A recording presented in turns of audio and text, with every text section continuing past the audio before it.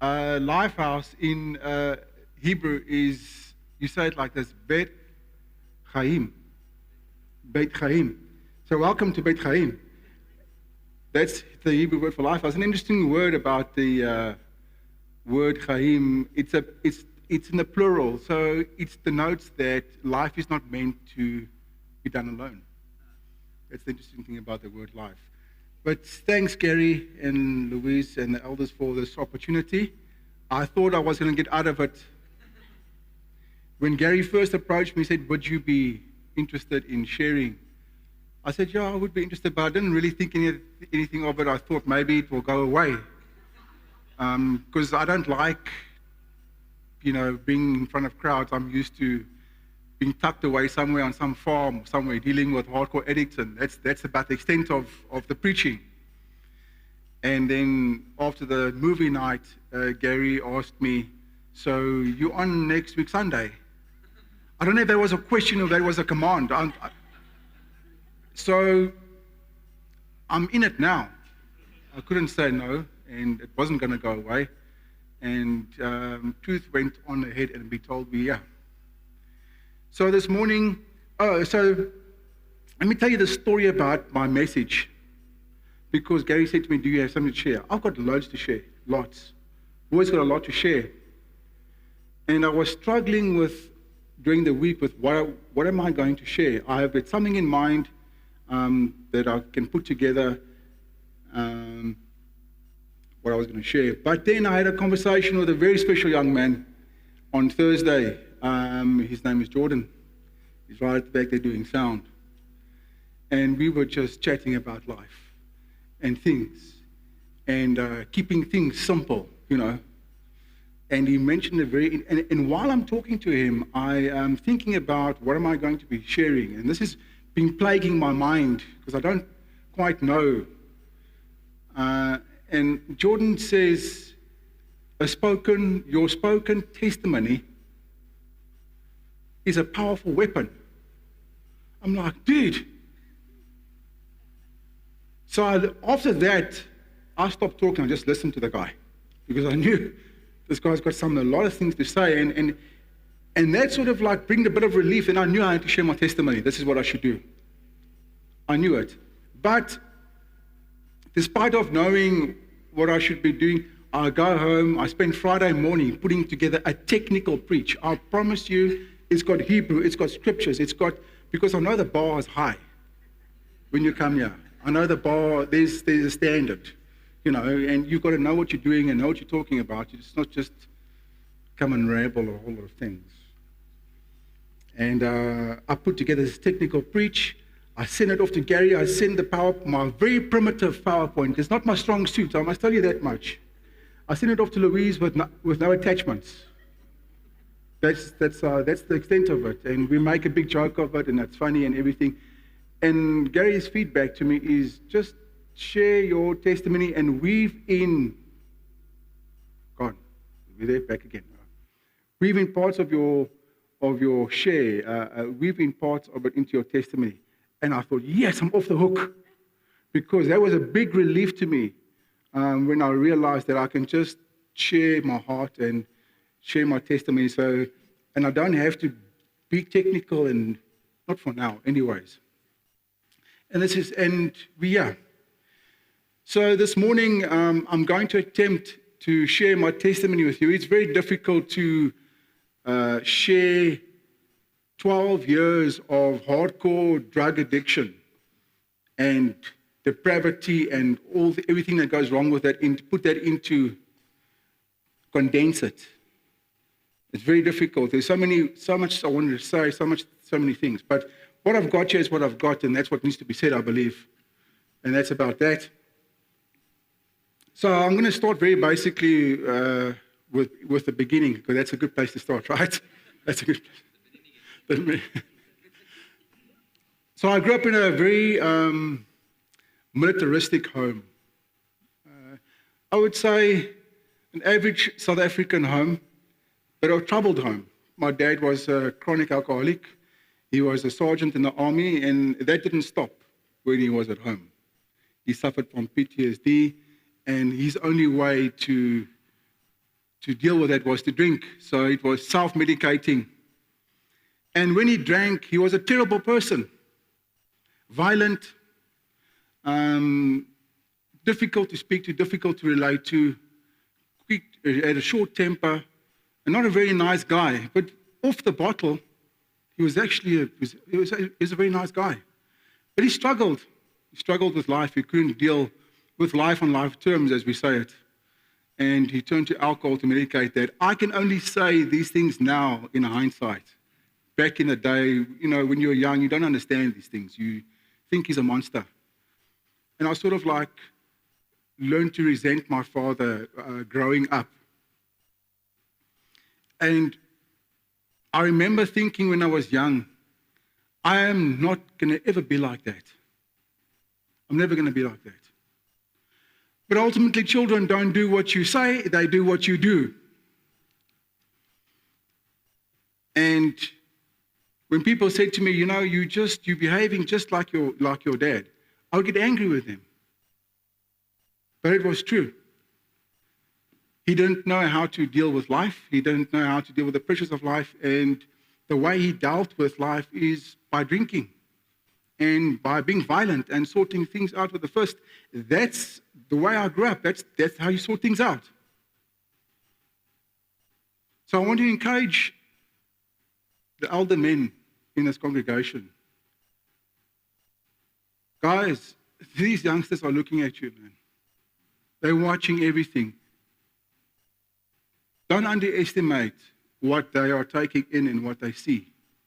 They need fathers. Just want to encourage you with that word. So, at the age of 13, I smoked my first cigarette. I remember stealing one of the cigarettes out of my mom's box. I don't know if you guys ever smoked. Remember Progress?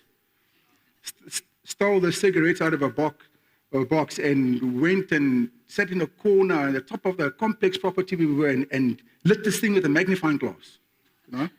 Burn. Smoked it, got as sick as a dog. Sick. I never confessed to what happened, but I'm sure my mom could smell that something was up. And it progressed from there. It helped me for that moment. In that moment, I escaped from the realities of home. It just helped me. So I got addicted to the feeling of escaping. That's really what it's about. If you want to understand addiction, the key to understanding all addiction is not why the addict. It's why the addiction.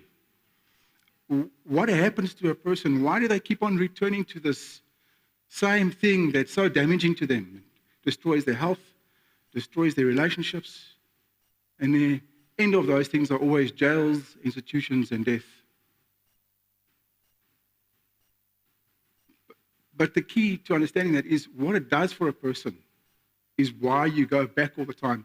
And obviously you don't always get that same feeling of release, and so the drugs just get more and they get bigger and they get more frequent. By the time I was 16, I was a full-blown alcoholic.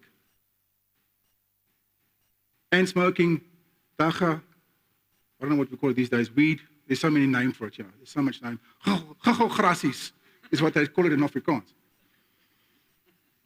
And I was also taking over-the-counter pain medication, codeine. So my day would consist of drinking, smoking, taking pain medication, and that was the repeat. And then anything in between, because I was a bit of a guinea pig, I didn't mind taking a bit of hallucinogenics here, eating mushrooms here, taking acid there, doing all these things that came onto the market. I was a guinea pig for that, and I would do that. My life was out of control by the time I was 17. Needless to say, I couldn't stay in school long. Concentration span of 0. I attempted college, technical college. I don't know how I made college with flying colors, literally, because we're flying, you never sober, never ever sober. And I remember always feeling angry. I was in a bad mood for at least 12 years, so long the addiction lasted. Could never really keep a conversation with anyone, couldn't talk to anyone properly, could never stay in one place at the same time, could never study something. That was the extent. These things I'm telling you guys are small snippets of a bigger picture, but I'm trying to capture everything into context.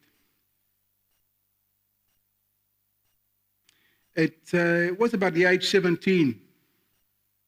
I got kicked out of the house.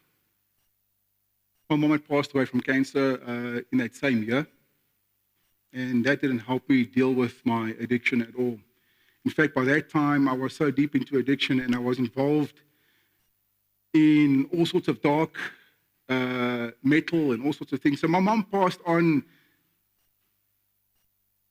leaving me in my mess, and I never had the opportunity to fix that before she passed on. And I want to say to you today, please, make amends. Fix things now. In fact, when you leave this meeting this morning, go and fix things. If you've got things with people, you've got beef with people, make amends today. Fix those things. Because when that person passes on, it's too late to make amends. Then we have to do proxy counseling and all these kinds of things. Just save yourself that energy and that pain and go and fix things today. I got kicked out the house, moved into my own place in Joburg. I don't know if you guys know Johannesburg Central very well. Joubert Park, close to the train station. It was rough. It is rough now. I mean, I can't go and walk there now. I mean, even those days it was rough. And I got a job as a porter at the NBS hospital. And my favorite part of the job was to take dead bodies to the incinerator and arms and legs. So that just shows you how dark I was. And then I got involved with one of my colleagues there was involved in a cult. And I got involved with a cult, deep cult. I've had personal run-ins with demons that I can't explain to you guys what that is. That's why I know that Jesus is real, man. That's why I know he's alive. I've seen the dark side. I've experienced that. I know who Jesus is.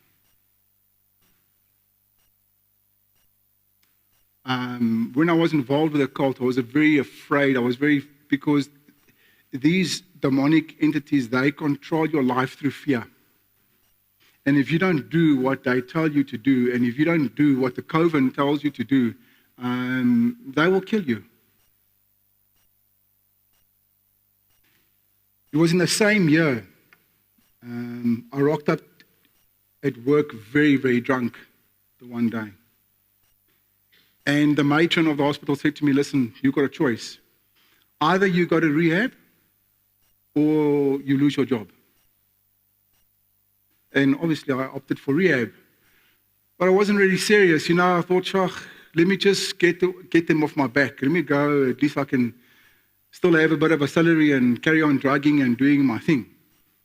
So it was around about just 17, just turning 18. I went to my first rehab, which was one of 6 I went to.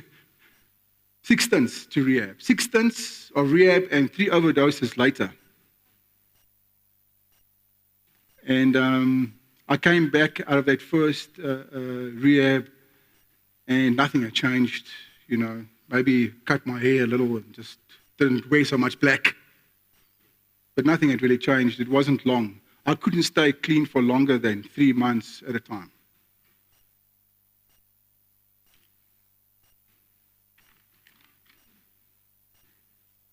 Up into my 20s, I've been drugging.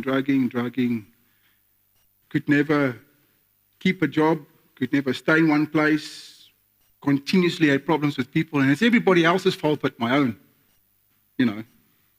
I blame everybody for what was happening to me. If I couldn't be at a place, I had an argument with someone and a fight with someone, guaranteed it was always some kind of physical or violent altercation that I had with people, and you're not accepted like that when you're like that. Very, very angry. And my last job that I had one of my friends organized me this job in Vereniging. And I'd gone to this job, obviously couldn't keep it down long. I was at a party in a hotel in Vereniging on the Friday night. I was supposed to go and work on Saturday. I didn't rock up to work. Things progressed horribly after that. I never went back to work. As a result of that, I got kicked out of the place I was staying with this friend of mine who was willing to look after me. And I went into very deep, dark depression. I stayed in that hotel room for about 4 days. And I started selling off my stuff. So by the time that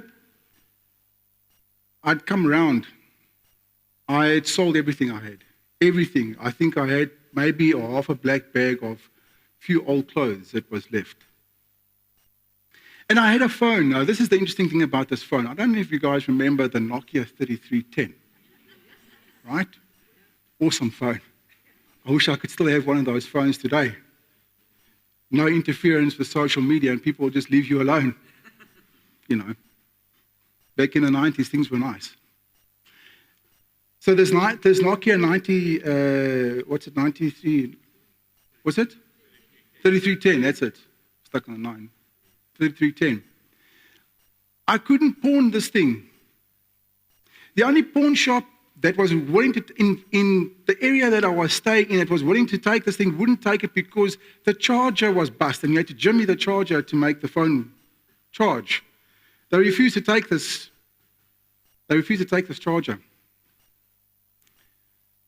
And just before I went to Vereniging, can I backtrack a little bit? Is that okay? Sorry, I need to backtrack a little bit. Just before I went to Vereniging, I went to a mate of mine, and we would smoke weed together. You know, this is the thing. I went to his house, we'd smoke weed together. And the one night I went to his house, and there's my wife sitting in the lounge of this family doing home cell with them. And I'm there to score, and she's doing home cell. Well, I might as well sit, and, you don't want to, So I sat. After the home cell, the couple at that time were trying to match us. But who's going to fall for a washed-out drug addict? And that's how I met her. And they gave her my number, and she had a WhatsApp ministry. Not a WhatsApp ministry, a SMS ministry. And she would send bulk SMSs to people, ministering to them. Back to the hotel. In that day, I was sitting on that hotel bed. I couldn't, the last thing I could not get rid of was this phone. And I was contemplating suicide. And a message comes through on this phone, and it's from her. And to this day, I can't tell you exactly what the message was. But it was somewhere along the lines of, don't give up. God's on your side. It was somewhere along those lines. Right there and then, I'd been a Christian before, so I know when the Lord's talking to me, even though I don't always listen. And right there and then I knew this is something bigger than myself. And I phoned her from a payphone, and I said to her, I'm in dire straits, I need help. Now, my wife can't drive at night. She doesn't see well at night, and she's got no sense of direction. And that's during the day, never mind at night. She took her son, who was 10 years old at the time, put him in she wrote a little Uno fire, green one, drove all the way to Vereniging at night, and found me without getting lost. Picked me up, put me in a car. She said to me, are you done? I said, I'm done. I'm putting down everything. She took me to her townhouse in Boksburg. And my son gave up his bedroom so that I could live in his bedroom and took me into a house, a stranger. She'd seen me before and spoken to me before, but it wasn't really... and that week I spent there with her, I detoxed. Bad. There's no more rehab. There's no more chances to go to rehab. And that was the turning point in my life.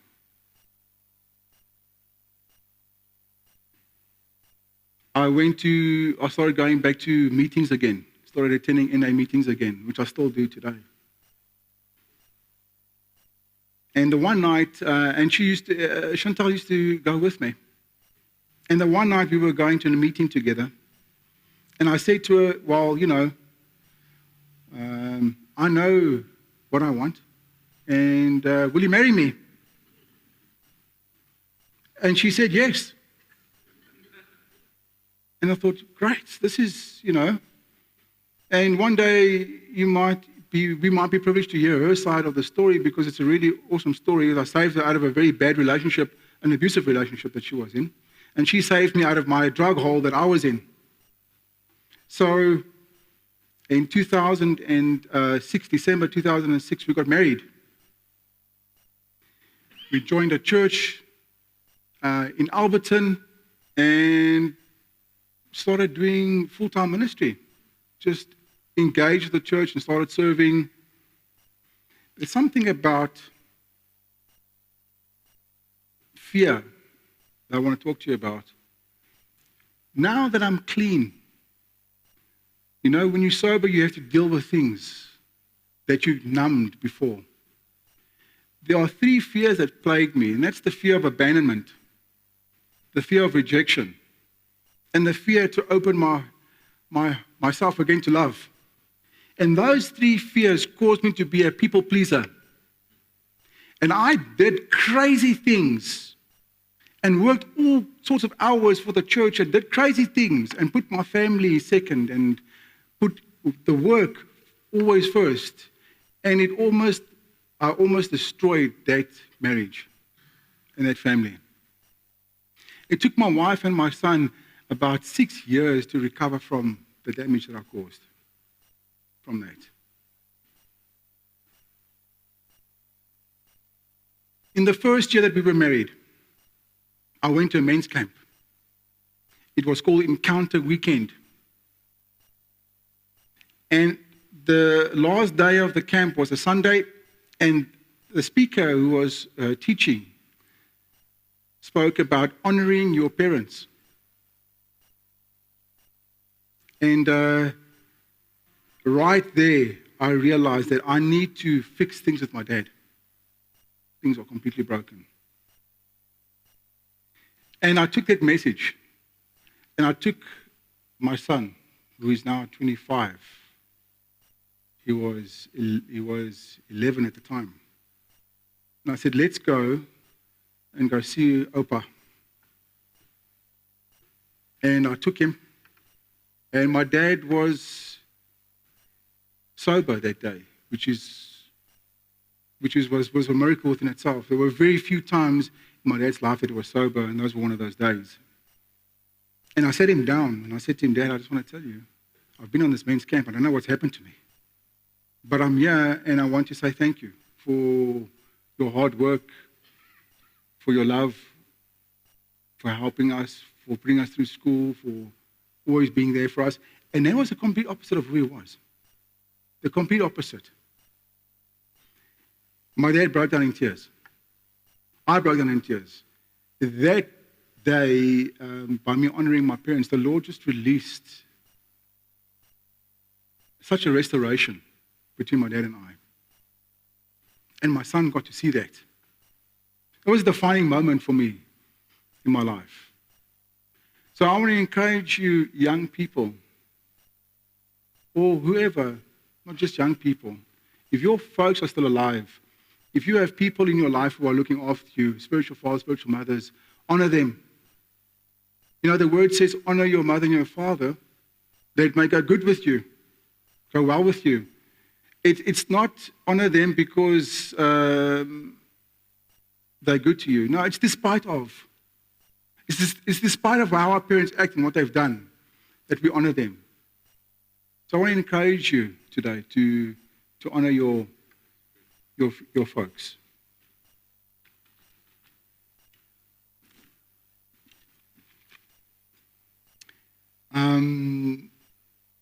In 2011, I got an opportunity to join full-time addiction recovery ministry at a place called Freedom Recovery Center, and I was offered to be the program manager at the Freedom Recovery Center, and I did addiction recovery ministry for about 12 years, working in the field with hardcore addicts and giving back.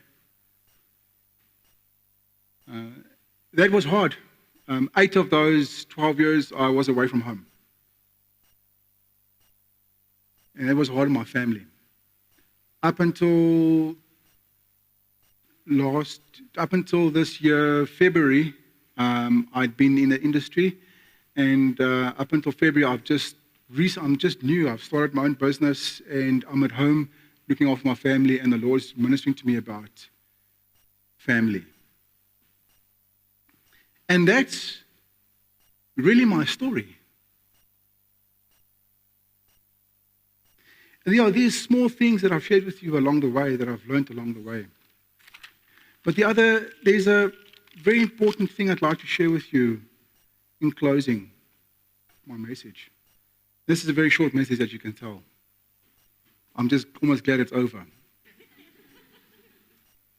But if there's any sort of advice or something I can share with you guys is stick to the basics. Keep things simple. And do the basics right. Don't get too technical. The Lord reminded me again with writing this long message with all these technical things, and I've got Hebrew, I've got everything sorted. It's not about that. I don't think it would have gone well in that preach, really. I don't, because I digress. So to keep everything on those points would have been a mess. Keep things basic. So what do the basics look like? They look like this. For me, personally, actually, they look like this. Spend a lot of time with God. Spend time with Him. The time that you think that you don't have is the time that you should be spending. Make time. I believe that we've been blessed with the gift of time so that we can be stewards of it. So that we can take the time and steward it in such a way that we make the time to spend with Him. That's how you become a good steward of time, is by spending it with the Lord. The second one is surround yourself with people who hear His word, who hear His voice. In other words, I'm talking about accountability. Surround yourself with people who hear His voice. Number 3 is get involved in your local community church. Don't just be a spectator. Do something. Be of service, even if it's the smallest of things. But do something. Don't just come every Sunday and hear the message. Get involved and do something and give back. And the last one is reach out to others and keep on telling your story. Keep on sharing your testimony. The more I share my testimony, the more healing it brings to me.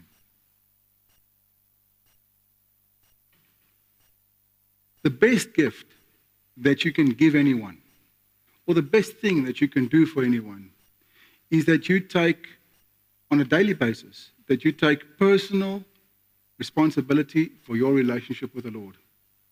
That's the best thing you can do for anyone. And in closing, I want to say this. A spoken testimony is a powerful weapon. And that's all I really have to share with you guys this morning. And that's me. Thank you for letting me share.